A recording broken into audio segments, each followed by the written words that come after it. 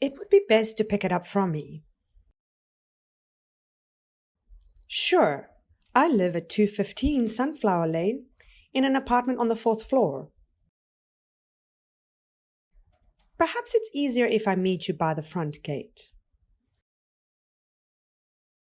Hello Cambly learners, my name is Leah and welcome back to another lesson on our YouTube channel. Today we are going to be talking about prepositions in, on, at, and by within the relation of their position or place. The way we use them in a sentence could change the entire meaning, so context is very important. For example, he is in the car, he is on the car, he is at the car.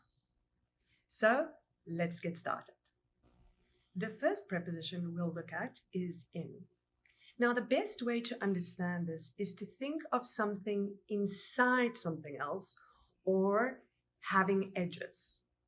For example, containers or enclosed spaces. My phone is in my backpack. There is some milk in the fridge. We can also think about buildings, rooms, and spaces. I live in an apartment. This weekend, we are having a picnic in the park. We can also think about areas, regions, or cities. We are going on a road trip in the country. He grew up in New York. We also use in to talk about liquids. There is a lot of garlic in the sauce. Do you drink milk in your coffee? The next preposition we're talking about is on, and we use this for the position of something, like surfaces. My computer is on the table. Her apartment is on the 4th floor. We especially use it for flat surfaces like streets, roads, rivers, lakes, oceans, etc. For example, the market is on King's Road. He enjoys kayaking on the lake. What is floating on the water? Our next preposition is at, and it is used to talk about specific places or points in space.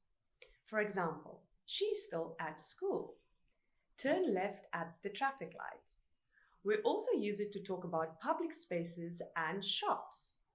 He studied law at university. Let's meet at the mall. It is used with addresses. I live at 215 Sunflower Lane.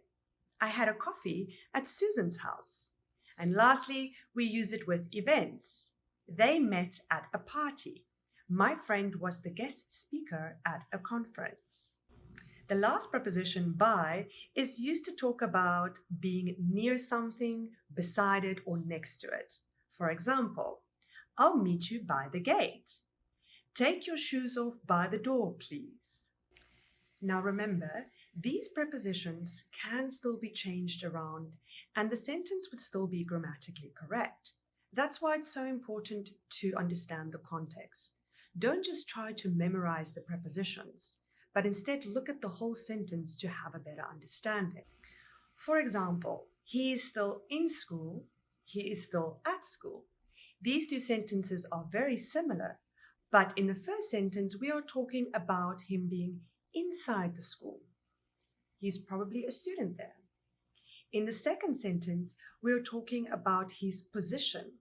So he could be inside the school, outside the school. He could be a student there, or he could just be visiting. Let's look at another example. They are on the beach. They are at the beach. In the first sentence, we are talking about them being on the sand, so a surface. In the second sentence, we are looking at their location. I trust you've enjoyed this lesson about prepositions and that it's now a little bit clearer how to use them in relation to place or position.